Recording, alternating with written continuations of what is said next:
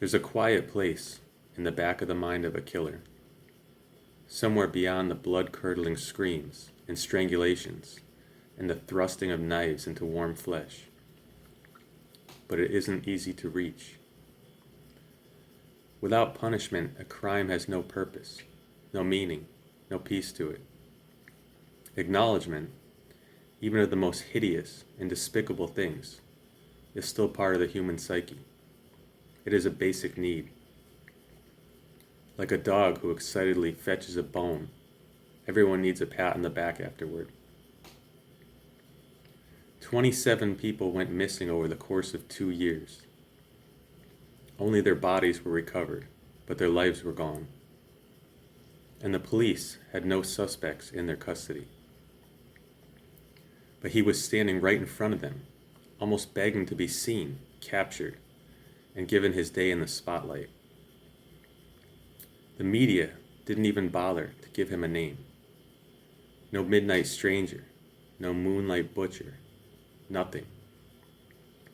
He could no longer sleep, restlessly tossing and turning in the night, profusely sweating, then crying, then silent. He needed to do something big. He had to be known.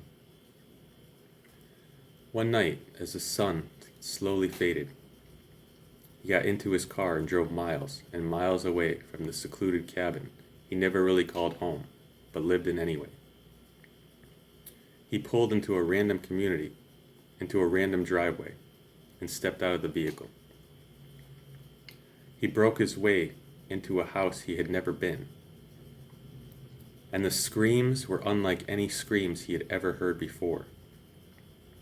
Excitement filled every inch of his body as he killed each member of this completely unknown family until the sun began to rise in the east. And when he had concluded his massacre, he picked up the phone, called the police, and simply waited.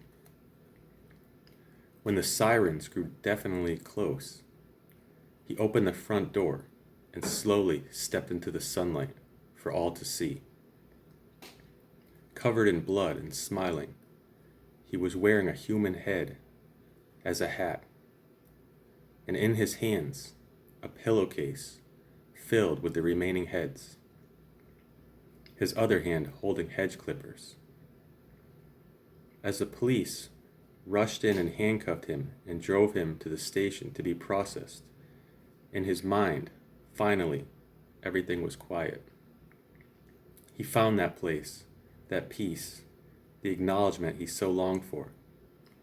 And the media gave him a name, the Landscape Killer.